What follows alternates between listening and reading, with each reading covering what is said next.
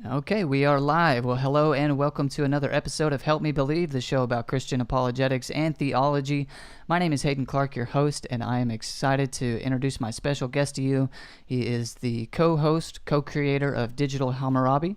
His name is Dr. Josh. Dr. Josh, how are you doing today, sir? I am doing well. Thank you, Hayden, for having me on. And I already clicked the live button. I realized before I even asked what your last name was, I couldn't even give you a full introduction. You kind of go by Dr. Josh online, and so that's what I was. I Uh, do. well, I really appreciate having you on tonight. As we were talking beforehand, Old Testament studies, ancient Near Eastern stuff really isn't my forte. And I think I've only had one other person on to discuss anything around that topic. So I'm very excited to have you on.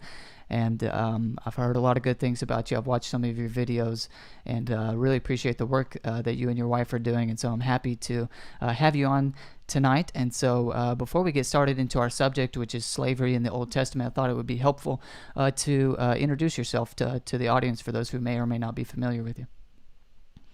I just realized that Bowen is my last name, but that's what you were asking.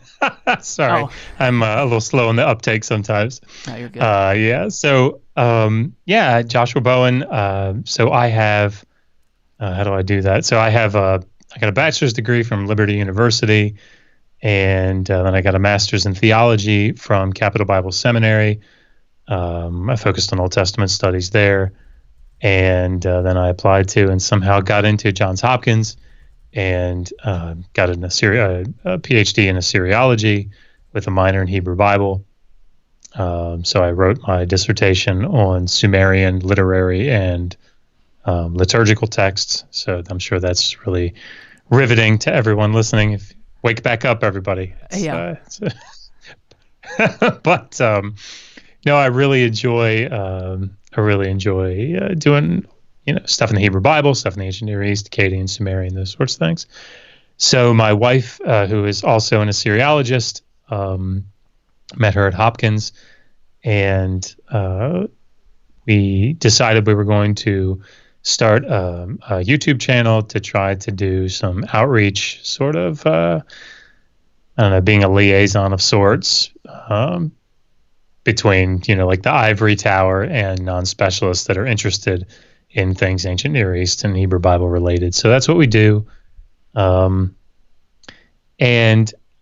almost immediately after we started, we decided we found out that after you get 1,000 subscribers, you can start making money with it. And we decided, well, we wanted to give that money back. So we started a scholarship fund, and it's called HAPS. HAPS, which stands for Humans Against Poor Scholarship. Nice. Because that's what we do. Try to bring good scholarship. So what we do is it's completely crowdfunded. People in our Patreon or one-time donations, whatever, they'll donate, and that money goes to $2,000 scholarships, individual $2,000 scholarships, to PhD students who are in ancient Near Eastern studies, Egyptology, archaeology, Assyriology, Hebrew Bible. And they come on to the channel in the spring. It's actually going on right now. You see those videos on our channel. But the applicants come on and they do a half-hour interview with Megan, and they kind of explain what research they're doing. And then the audience, whoever has contributed to the fund, gets a vote on who they want to have the scholarship money go to. So we gave 3 scholarships away last year, so $6,000. I think we're on budget to do 4 this year. Nice. And we just applied for nonprofit status. So hopefully if we get that'll make it a little easier to raise the money. So I will stop talking in 10 seconds, but my wife would kill me if I didn't mention the other things that we have. We have Anna Mesopotamia, which is our kids channel. So Nice. Anna Mesopotamia. She's really good at like drawing and cartoons and stuff, so she put that together. And then she has a podcast, the Digital Hammurabi podcast, and then I started one called Hebane, which is Hebrew Bible and Ancient Near East. So sorry, that was a lot. I apologize. No, that's I'll be perfect. quiet for the next 15 minutes now. No, please, not 15 minutes. I don't know any good jokes I couldn't entertain for that long. But thank you so much for that introduction. I think that's all just so cool how you and your wife have all that going on kind of together. That's very unique. It's awesome. But so some people like me don't really actually know exactly what a seriology is. May kind of have a bit of an idea, but what exactly is a seriology, and what does an Assyriologist do? Yeah, it's a good question. So, when I got my master's degree, yeah, I really, I did 6 years of Koine Greek, but my real passion was in Hebrew and Aramaic. So, um, as I was going through my Semitics professor, I used to bug him all the time. How do I get better? I want to be the best. I want to be the best. And he said, well, if you really want to take the high road, you need to go learn Akkadian. So Akkadian was, one of the languages, the main languages in the ancient Near East.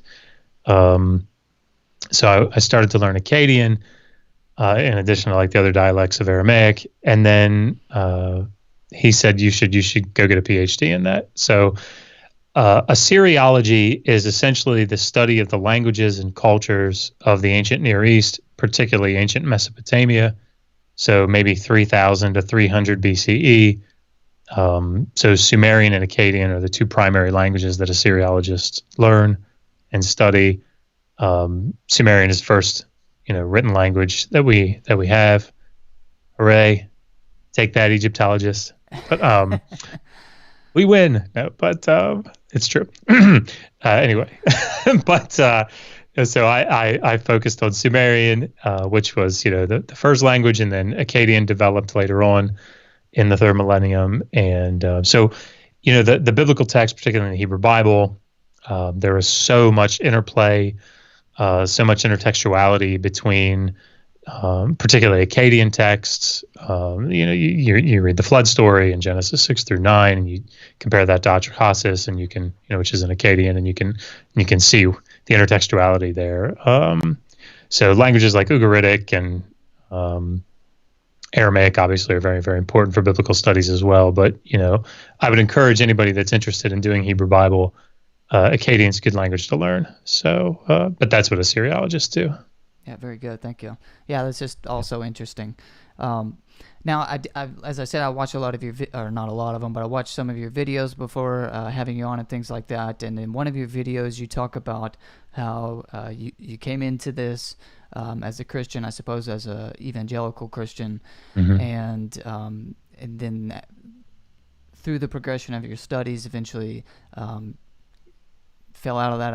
I'm sorry, I don't know what the right word to use there is, but no longer a Christian. Mm-hmm. And so I was interested in hearing what your experience as a Christian was. How'd you become a Christian? What sort of Christian were you, and kind of what was the extent of your Christian faith, or I suppose questions like that. Sure. So I was raised in a fundamentalist evangelical household. My grandfather was probably the biggest influence on my life. So I was saved when I was 5, very, very young. I understood it. He was pretty adamant about instructing me in the scriptures. So, I understood at a very early age that I was a sinner, that God was holy, and that the punishment for my sin was death, separation from God in hell for all eternity. And there was nothing that I could do, no work that I could perform to, rid myself of that sin, because I was born a sinner because of Adam. And so I knew that Christ had died for my sins on the cross, and done so that I could be fully justified. And so I trusted in his finished work, and I was saved, and I was eternally secure. And that was that was the linchpin for my existence, really. I would say I was called Jesus Boy, all throughout high school, and when I joined the Air Force when I was 17, and immediately began holding Bible studies, in the dorm rooms, and I was a dispensationalist, if that means anything to anybody out there, but so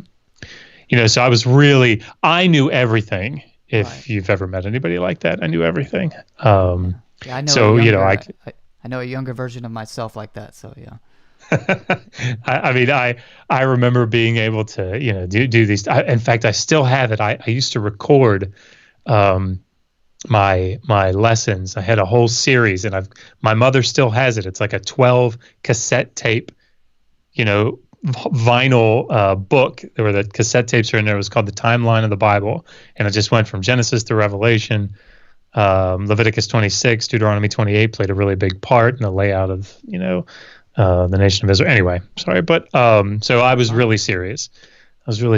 And when I was I went distance learning to Liberty while I was active duty, so that I could become a chaplain. That's really what I wanted to do. So when I graduated in 2003, I found a good evangelical, conservative school at Capitol Bible Seminary just outside of D.C. And I was instructed by very, very intelligent and good men up there. And so I got my master's in theology there.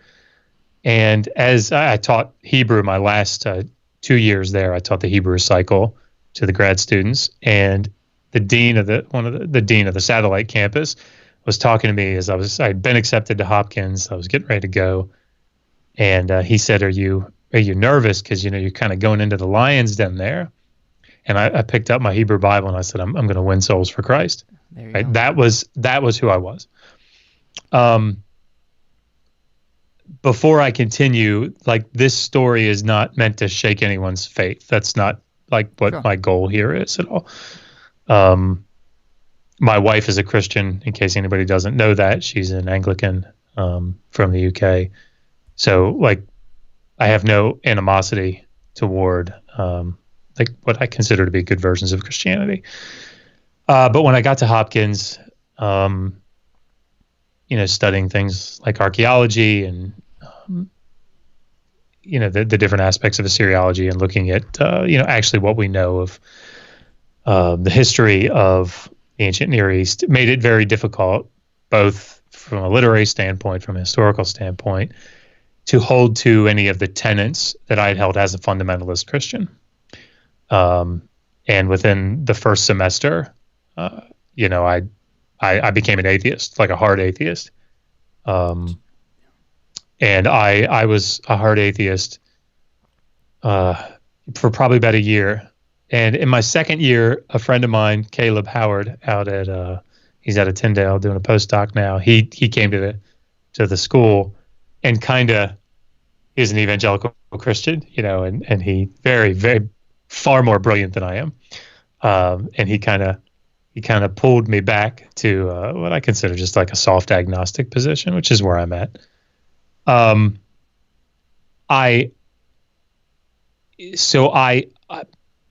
I feel like what I do on YouTube, if you go to our channel, you'll see a lot of videos like for the late dating of the book of Daniel, for example, or does Ezekiel 26, really, really talk about Alexander the Great? So these types of videos that would lead somebody to believe, and I've been accused of this all the time, of hating God and hating the Bible. Oh, gosh. And again, my wife is a Christian, so I'd be like, yeah. And that's not like some definitive case, but I definitely don't hate my wife. So, but no, I think my struggle is against fundamentalist perceptions of the biblical text, and so anyway, but that's sort of my story. No, yeah, I really appreciate you sharing that. I had two things to follow up with. Number one was just thank you so much for your service to our country. I really appreciate it. And number two was what role did your view of inerrancy play in all of this? Because it seems like that might have a big effect if you had a very conservative or fundamentalist view of inerrancy. Yeah, I had another friend, a very good friend, that I went to seminary with, who would come up every Thursday. Hopkins, the PhD program at Hopkins is like any other program. It's incredibly intensive. And he would be like my relief valve. He would drive up to Baltimore and pick me up on Thursday evenings after my epigraphy class, Hebrew epigraphy. And we'd drive to Uno's and have a pizza. And he was, an evangelical Christian. And so he was there through the transition. the fall. And he said he described it one day as my faith was a spider web, and the center of that web was inerrancy. I don't know if spider webs are actually held together by the middle. I'm not sure, but in my analogy, in his analogy, it was. So who knows? I'm not but anyway, so yeah, it was fundamental to it. So it's, if this isn't true, if this isn't 100% accurate, if if that story didn't happen the way that if Moses actually didn't write the Pentateuch, then it all falls apart, right? The whole thing falls apart. I guess I'm just I hate to use the word lucky or something like that, but I guess I'm just lucky, for lack of a better term, sorry, that the whole, if this part of the Bible can't be trusted, none of it can be. Yeah. And usually I hear that from people who are trying to defend inerrancy. And I really don't have a view on inerrancy myself as a evangelical Christian. Well, some people would say, well, you're not evangelical then, but I consider myself an evangelical Christian who hasn't studied the theology of inerrancy, so I don't really know what to think about it. Because I've just always thought, okay, whatever the text is actually saying, then that's what it means. I don't have to, I don't have to press this super literal interpretation here if it's not meant that way. I've just always viewed it as, whatever the original intent of the author was, then that's what God intended. So that, I think when you take that view, at least as a Christian, obviously as a non-Christian, you don't have anything to worry about as far as whatever the text says. That's what the text says. I don't know what to tell you. Right. You can take it up with your God if you don't like it. But for me, it was just always, well, if that's not what the author intended, then that's not what God intended. But yeah. And I think that. And I think that's. Yeah. Go ahead. Sorry. Oh, just sorry. I was just going to say, and I think that's sort of the position that the channel's meant to highlight, is that Ezekiel can come up in Ezekiel 26 and say Nebuchadnezzar is going to destroy Tyre and wipe it clean, and everything is going to be thrown into the sea, and then 3 chapters later in 29 go actually Nebuchadnezzar worked really hard, but he couldn't get in, so actually God's going to give him Egypt. And, we know that didn't actually happen. And those sorts of things can stay in the text and not do, like, Megan doesn't lie awake at night going, oh my gosh, does God exist? Because Ezekiel got that wrong. No, she doesn't. She doesn't lie awake and go, oh my gosh, Daniel was written in the 2nd century. How is that possible? God must not exist. Like, those things aren't problematic, I suppose. Yeah, for her, well, because they're completely unrelated. Or they should be, I think.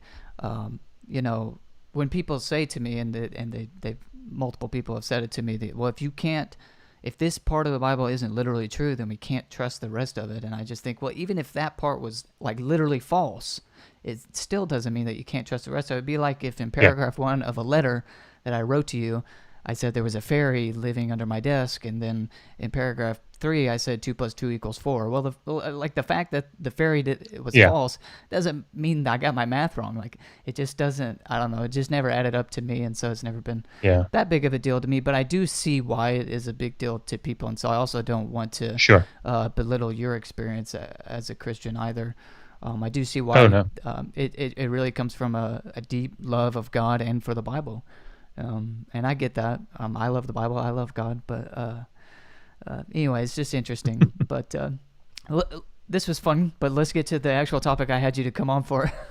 It's just an open-ended conversation, really. But so what was slavery like just in the ancient Near East more broadly? I'm sure that's a huge question. But just kind of what was slavery like in the ancient Near East? Sure. Really not a whole lot different from what you see in the Hebrew Bible. And that comes as a surprise, I think, to many people. You're just going to come out just like that and just hit us with that. Okay. No, no.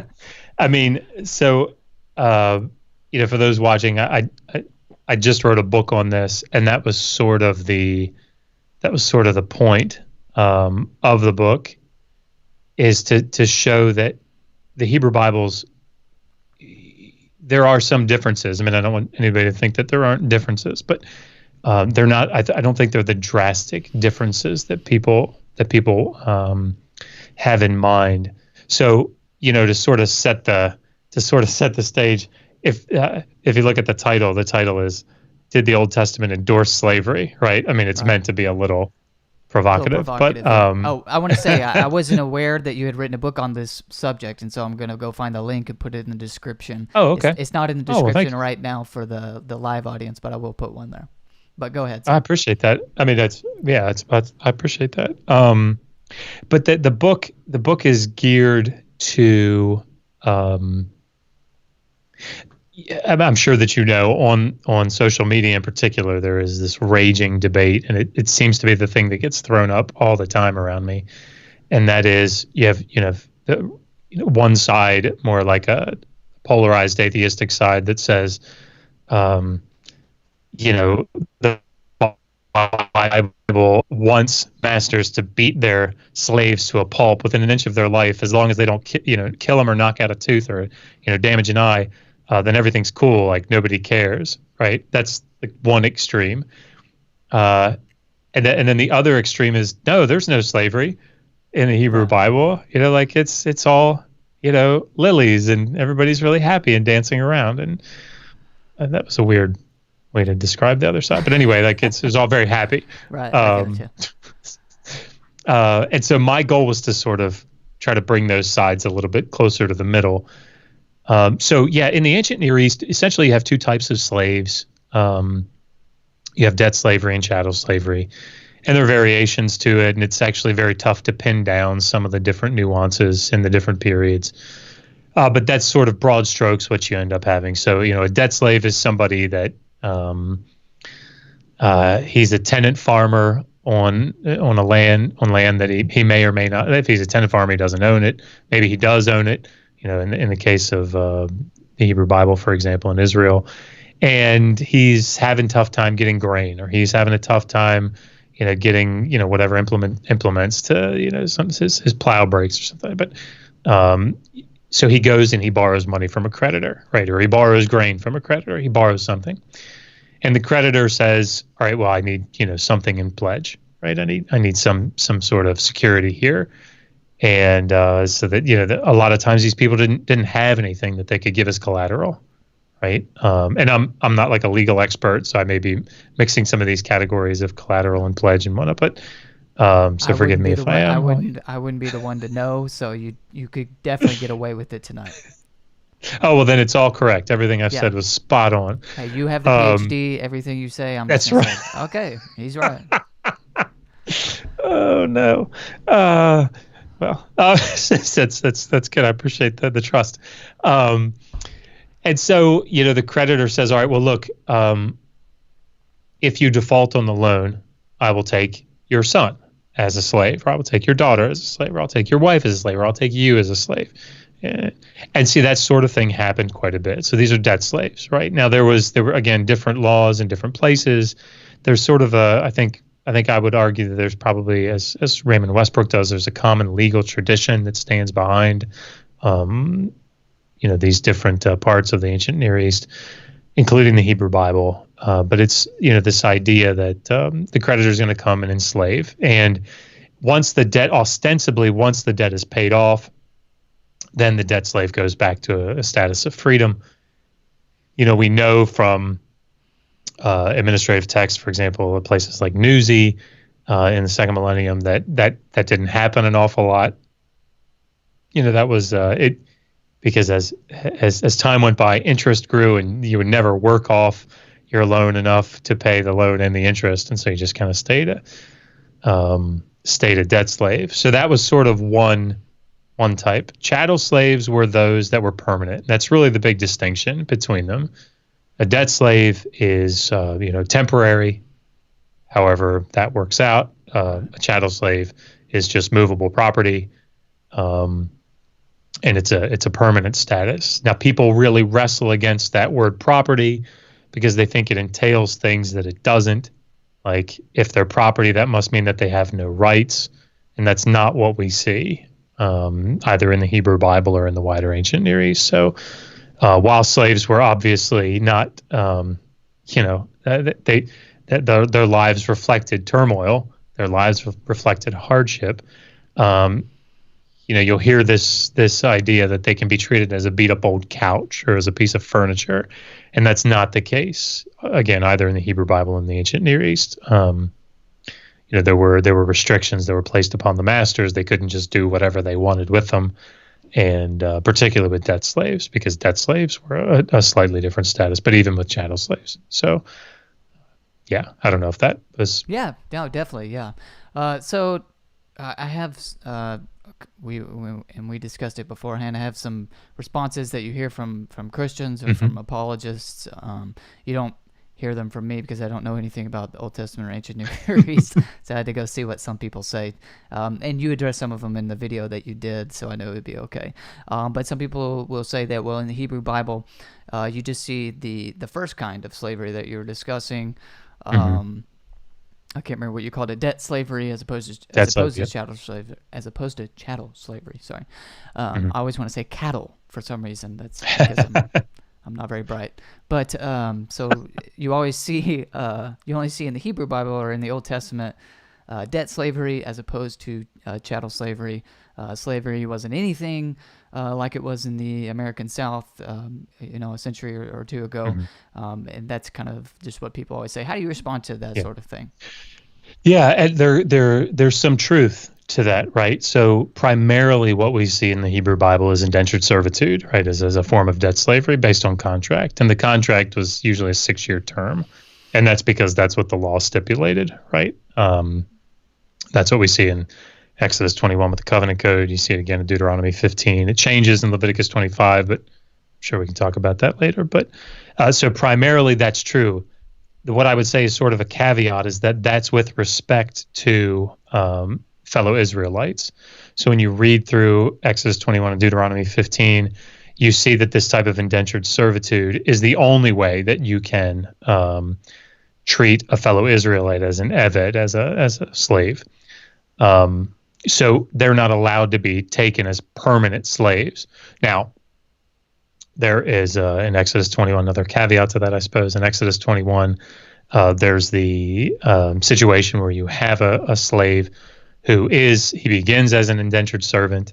He's going to work his 6 years, but when he comes in and starts to work for the master gives him a slave wife, and the wife has children, and now the 6-year term is up, and the slave has a choice. He can either leave his family and go free, because the wife and the children belong to the master, or he can have his ear, it says, pierced with an awl. It probably has some type of deforming mark to show the. Some people have argued that it's a tag that goes in the ear. It doesn't really matter, but anyway, it's a sign that this is a chattel slave, right? This is a permanent slave that he's volunteering for permanent enslavement, and not that it was whips and Sorry, go ahead. I was just going to say, it doesn't really sound like a volunteer at all. If I had a wife and children and that was the only way I could get to stay with them, I'm sure you'd do the same thing. I'd say, pierce my ear, pierce whatever you want. I'm not going to leave my wife and kids here. Yeah. It doesn't sound like a volitional choice at all. Yeah, I mean, it's certainly the argument from duress is a very important argument, I think, there. But there's a thing that we have to be aware of, I think, in this discussion, particularly when we start talking about like the antebellum South and slavery there, and that is that there's a difference between legal volition, like legally volunteering, and practically volunteering, right? Sure. So duress, I think, would fall under practical volition, but it's under duress. So like I point a gun at you and say jump off that bridge. Right. I'm not technically making you jump off. You're voluntarily jumping off, but it's in lieu of being shot. So yeah. And another question I had on that same subject, if you don't mind me just asking questions. Sure. Is, say the husband did not take that option and chose to go free. Was there any way for the wife and children to become free? Yeah, I mean, the text isn't really designed to deal with it. The idea here is that you have what are known as houseborn slaves, and that's what the child would be. Ostensibly, this the wife was a slave as well, probably one, or perhaps one that was what you see in the later portion of Exodus 21, where she was an amah, she was like a maidservant. But again, the text doesn't really go into that. But no, like Paul Copan in his book is God a Moral Monster. I don't know if you've read that or seen it, but he kind of sets up this situation. I address it in the book a little bit, where he says, well, what are the options that this guy has, right? He can go out and save up his shekels, I think is what he says. Work and save up his shekels to go buy her freedom, or to wait for her time to run out, and so she's going to be released. But that's not really what's going on in Exodus 21. That's not a debt slave. I mean, either way, even if that scenario was correct, it still sounds obviously ridiculous from our point of view. But like that, and I mean, even if that were correct, it's like it doesn't make the situation that much better anyway. Yeah, and I mean, of course, from one poll in this argument, God is like this horrible big meanie, right? And that's one way to approach it. I would say a more balanced approach, probably a more realistic approach here, is that this was life, right? Now that doesn't mean that it was good, right. And it certainly doesn't mean that I guess what I would say is this fits the pattern of what you see in the ancient Near East, right? This is what we see. So that was the one case where you can see a slave who is voluntarily serving forever. But you have another kind of slavery that's described in Leviticus 25, and that's the foreign slave. So, and again, we can talk about this in more detail later if you like, but essentially, Leviticus 25 says, as for your male and female slaves, you can take them from the goyim, from the nations that are around you, and you can take them from the tenant farmers, which are foreign tenant farmers that are living in the land. They'll become your property. You'll keep them and pass them down as inheritance. They will be your slaves forever. L'olam is what it says in the Hebrew, so like perpetually, forever. But you may not treat your fellow Israelites in this way. So you have a situation here where you do have permanent slaves that probably are taken in as, and they could be taken in as war captives.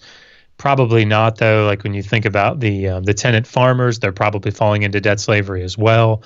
The difference is that Leviticus 25 is saying after 50 years, you have to free all the Israelites, right? You declare a jubilee, and you have to set them all free, but not the foreigners. The foreigners, you can keep them past the jubilee. You keep them for life. You don't have to set them free. So, I would say that they're, again, if we're looking at chattel slavery not through the lenses of like what we think maybe chattel slavery in antebellum South, when we have the picture of hanging up and being whipped and abused and killed and whatever. That's not what I mean by chattel slavery. What I mean is that their property, they don't have freedom, and that they are kept permanently. Whereas a debt slave, the Israelites in Exodus 21 and Deuteronomy 15 were able to be taken as debt slaves or indentured servants and kept for 6 years and then released in the seventh. So. I got two follow-up questions there, if you don't mind. Sure. One would be, is the distinction between the Israelite and the foreigner, the two different types of slavery, one being permanent and one being temporary? Two questions. Is that normal for the ancient Near East, or other nations doing this as well? And also, is it driven by a sort of nationalism or racism, or is there something else that I'm not aware of? Or so that would be my questions. Yeah, I'll answer the second one, and you'll probably have to remind me of the first one because I have MS and I forget two-part questions pretty quickly. Sorry. Yeah. No, I wouldn't. No. So I wouldn't say racism just because. Because of what that word it feels like it can carry connotations that I wouldn't intend. Certainly, the biblical text in these passages, is particularly Deuteronomy 15 and Leviticus 25, is very, very concerned, as our other passages in the Hebrew Bible, of ensuring that Israel is the winning nation, right? It's the nation that's going to be set apart. Yeah, I was actually thinking about how in the Old Testament God tells the Israelites over and over to be set apart or be holy, and you have to Yes. make all these sorts of distinctions for that purpose. And I thought maybe that might Yeah. be one of those distinctions, but yeah, go It ahead. absolutely it absolutely is. It's this the I said distinction something right. probably. Yeah. I know it's awesome. I think that's very astute. And I think that the distinction gets like emphasized because, particularly Deuteronomy, you see this idea of God wants Israel to be the ones uh, making loans to other nations. Excuse me, not having to take loans. Right. Right? They're the ones that are they're both militarily, but also financially, successful. They're on top. They're the ones that are like the light to the nations, right? Right. In that sense. And so in that way, declaring freedom. I mean, this is something. So this is something that we do see actually quite a bit in the ancient Near East. There is when a king during a new reign, it's actually debated when this sort of stuff happens, but or what causes it. But the king declares essentially a release, a remission, and so all debts are released, all debts are freed. Okay, so Jubilee isn't really unique to the Hebrew Bible then. Is that what you're saying? No, what's unique about it, I think, and I haven't looked specifically into this aspect, but it seems to be unique in the sense that it becomes routine in this, not routine, but scheduled, right? A king like Hammurabi, for example, Hammurabi comes in, he says, I declare freedom to everybody. Boom, right now, there's Okay, the I see. edict that goes out. Just kind of But it arbitrarily. wasn't like, yeah, it wasn't like, okay, it's been 49 years, Yeah. 50th years, 10th month or whatever, 7th month. Okay, go, freedom. And the reason that that's significant is because as a person who is giving a loan or taking a servant or something, the idea might be, well, gosh, if I give this loan, I'm going to have to forgive it in 6 Right. months, Yeah, I was thinking right? many So practical things about that. Yeah. yeah, and so all those things get dealt with in the Hebrew Bible, but um, so I guess.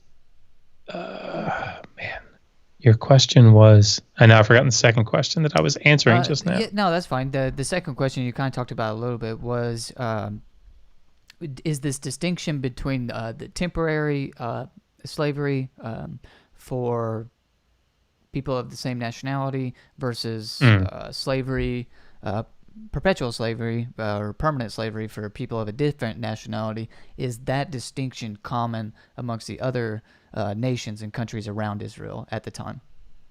Yeah, so definitely, there are proverbs that talk about a citizen in another land is a slave, right? Like, Right. so there's definitely this idea of foreigners are far more vulnerable unless they're going into another nation that has a treaty with between them. There's much more vulnerability.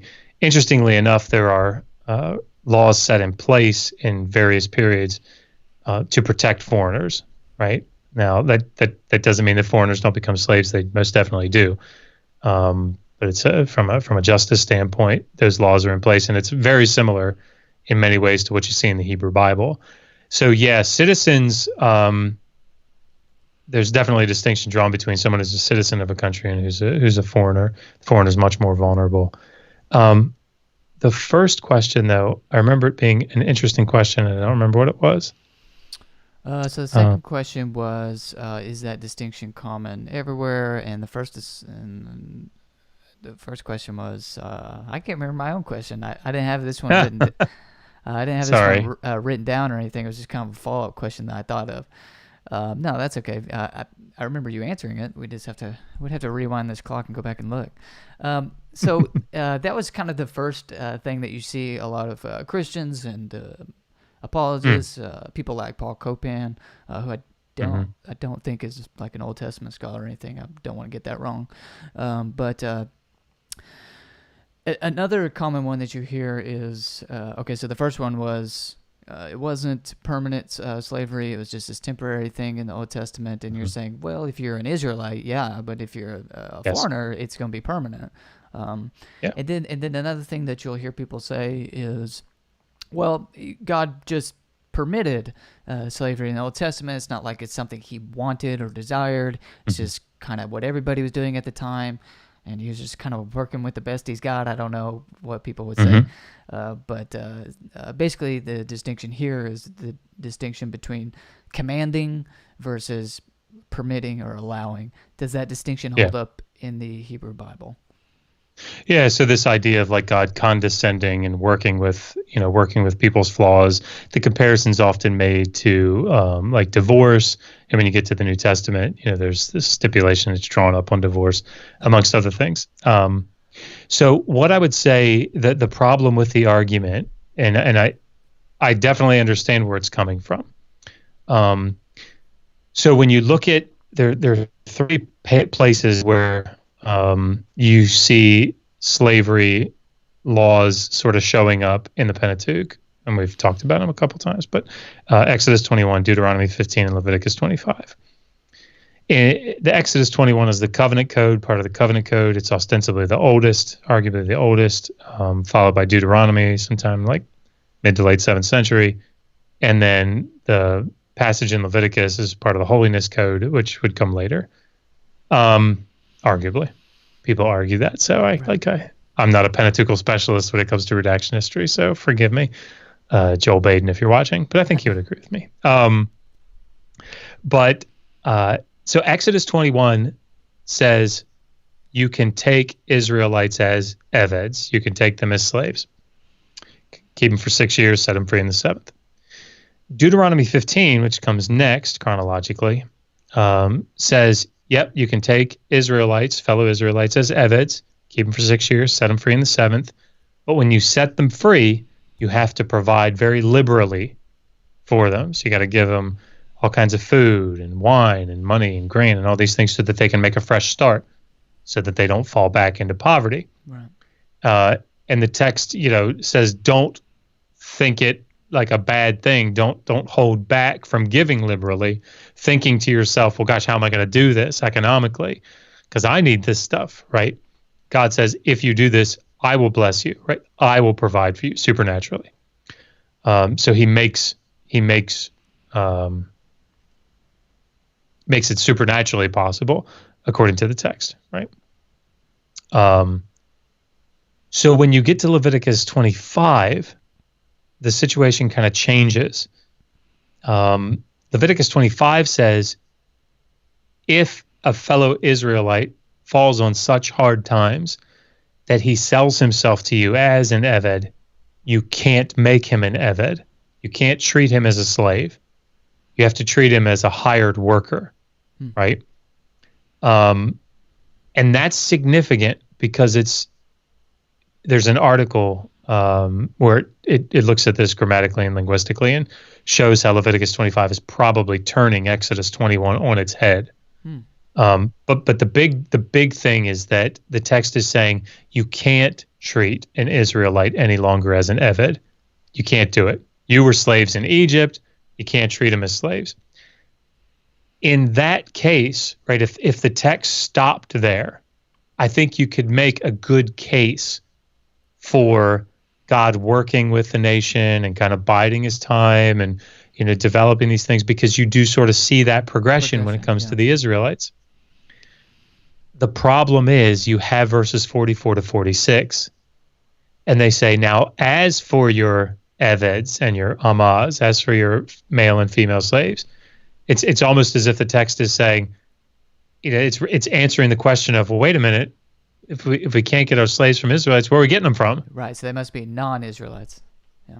That's right. You can only take them from non-Israelites. You keep them forever, and the text is pretty emphatic. You pass them on as inheritance, keep them forever. But then it finishes in verse 46. But you must never treat your Israelites in this way, right? Or treat them with ruthlessness. Okay, so the problem that I have with the argument of God sort of condescending and working with the Israelites until he gets them where he wants them to go is that he says in Leviticus 25, essentially, slavery bad, right? You can't treat Israelites like slaves. Not morally bad, but bad in the sense of you can't charge interest on a loan to Israelites. You can do that to the foreigner. You can't do that to the Israelite, right? So it's not a moral bad to charge interest. It's not beneficial to the person being charged the interest. So it's not morally bad to take someone as a slave in the text. It's not beneficial to the person being a slave. So I think that had God considered this a moral evil in the text and something that he wanted to eradicate, he only does it for the Israelites and then emphatically says, but the foreigners, it's okay. Right. So I think that argument is problematic because of what it says about the foreigners. That's where I think the hang up is. Yeah, I definitely see that. I think the way you worded it just now, and I know nothing about Hebrew or any of the original languages and stuff. I guess my original question was, does God just simply say you can do that, or does he actually say, like, do it? Yeah, I mean, it's not a distinction, like a prescription. Yeah, it's essentially no. I mean, it's sort of saying in a similar way any of the other laws in general, the mishpatim, the customs, or the whatever we want to call them, that you see in like Exodus 21. It's this is allowed. Gotcha. Right. This is okay. So it's morally permissible. I'm trying to think of it now. Maybe. Yeah. And in that sense, what it's not, the thing that I think you have to wrestle with, not you, but a person would have to wrestle with who's making that argument is, why is God saying it's bad for the Israelites, but it's okay to do it with foreigners? How do you have a moral, if one were to argue that it's morally bad, right? This is a moral issue, that God says, no, you can't do it to the Israelites, but yes, you can do it to the foreigners. That's why I don't think it's one of the reasons I don't think it's a moral issue. In the biblical text, I don't think it's treating it as a moral issue. I think it is a moral issue. I see what you mean. But I don't think the biblical text is treating it as well. I don't want anybody to mishear me there. No, you're fine. But that's the problem that I think people would have to wrestle with. Yeah, for sure. Well, that's a good segue to my next question, which is, I know that you aren't a Christian. You mentioned it yourself, so I think it's okay to say, but your wife is a Christian. Sure. So what are some of the options on the table for a Christian wrestling with this stuff? Yeah, I mean, viewing it as ancient literature. So, in literature, I'm using that very broadly. An ancient text. These are ancient texts. So, if I were going to become a Christian again, sure, I think that I would. Way to put it. Yeah, sorry. Yeah. No, I think that's good, because I think I'll speak to probably what Megan would say. These are people in antiquity, people in the ancient world that are interacting with the divine, and they're wrestling with it. And I think we see this with the Sumerian religion. You see it with the Sumerian pantheon and with the gods of the Akkadian, in Akkadian texts, that what you see in Akkadian mythology. You see people interacting with the divine, and this was the product. I think if you allow God to speak truth through someone in a way that does not require them to inherently produce that communication. For example, if somebody believes that somebody's praying and they say, God, I really need some encouragement right now, and then there's a knock at the door, and somebody comes up and says, I just want you to know how much I really appreciate you. You mowed the lawn, for me, and you took the weeds out of the garden or whatever, and you washed my car. I really appreciate what you've done. And you close the door and you think, I didn't wash this car. I mean, I did cut the grass and do it, but I didn't just wash his car. But boy, thank you, God, for really using that person to encourage me, right? What they're communicating didn't have to be some inerrant communication, right? The words that they spoke didn't have to be infallible, but the message that came across, I wouldn't have any problem saying that God inspired that communication. It just doesn't require it to be inerrant communication. God can use fallible humanity to do that. So when I look at, I'm on the channel. I'm going through and doing live translation of First Kings to give people that are taking Hebrew in like seminary or grad school some practice. You can come and watch me translate through and talk about the grammar and the syntax. But reading through the stories, they're beautiful stories. I mean, read through the book of Amos. I mean, think about what Amos does. I'm sorry, I'm just kind of coming thin air with this, but you're good. Go for it. Amos, when Amos opens up, he's utilizing, and he's a very early prophet, right? And he's from Judah, but he comes up to Israel, and he's giving this. This sermon, whatever, this prophetic word to the people, and he's saying these rallying cries, I guess you could say, against the nations that are around them. So I think it's 3 sins of Edom, and for 4, I will, because they did X, Y, and Z bad thing, I will wipe them off the map. I will destroy them.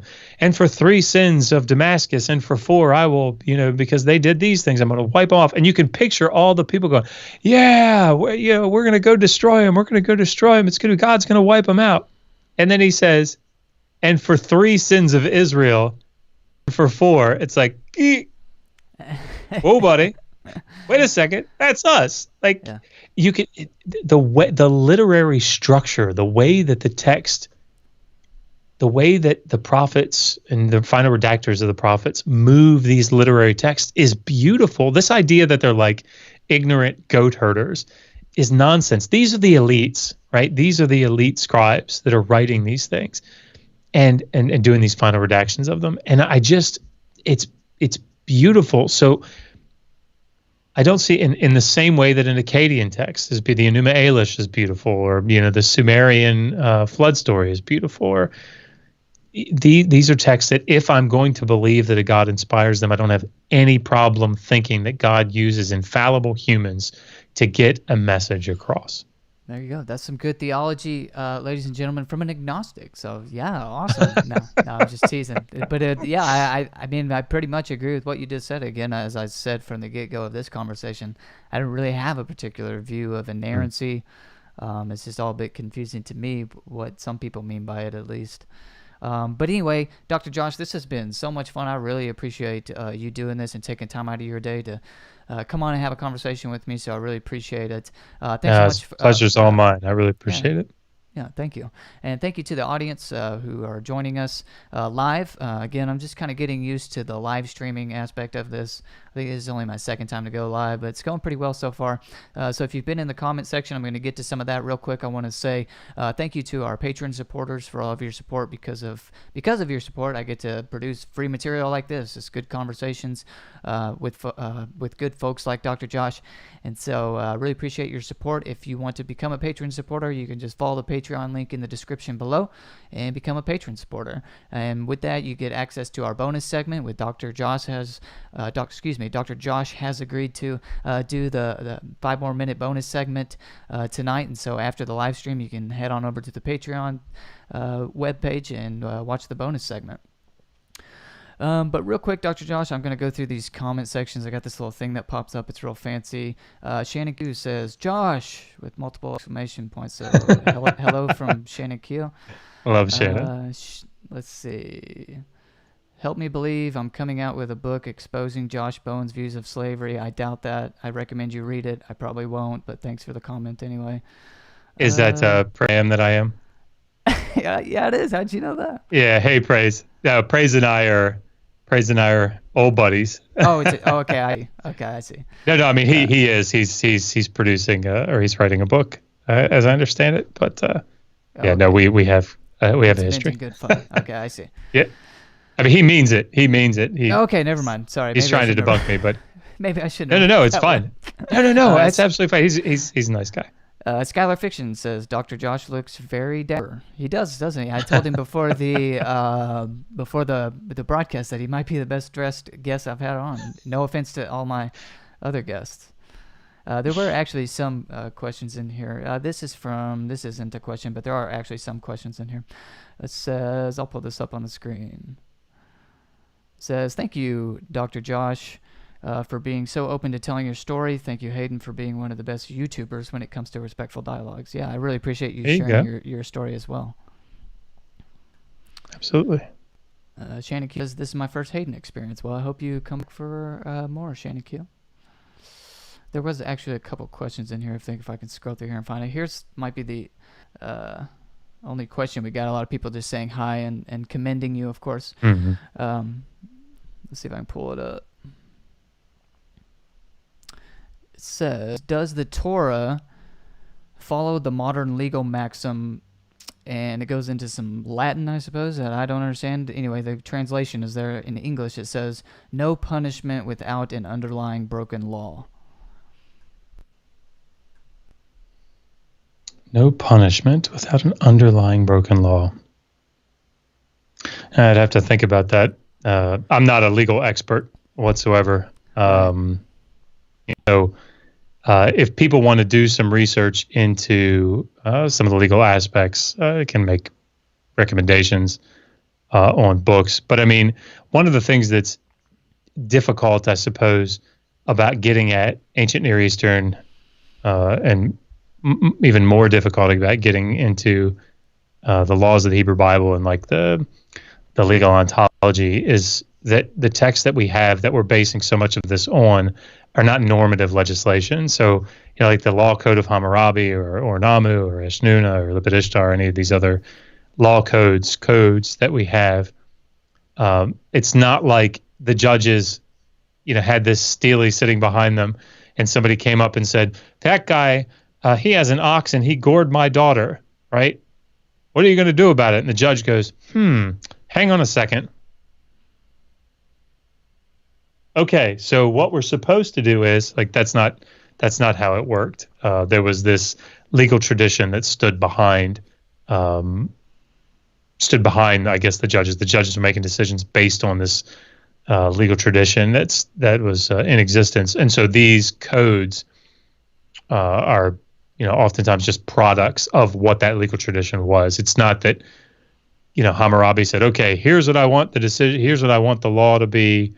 I want this law to be normative. All right, so all the judges are going to look at this. So it's difficult in that sense. That doesn't mean that we can't get to, the legal tradition, because I think we definitely can, but it's a different way of getting at it. So, yeah.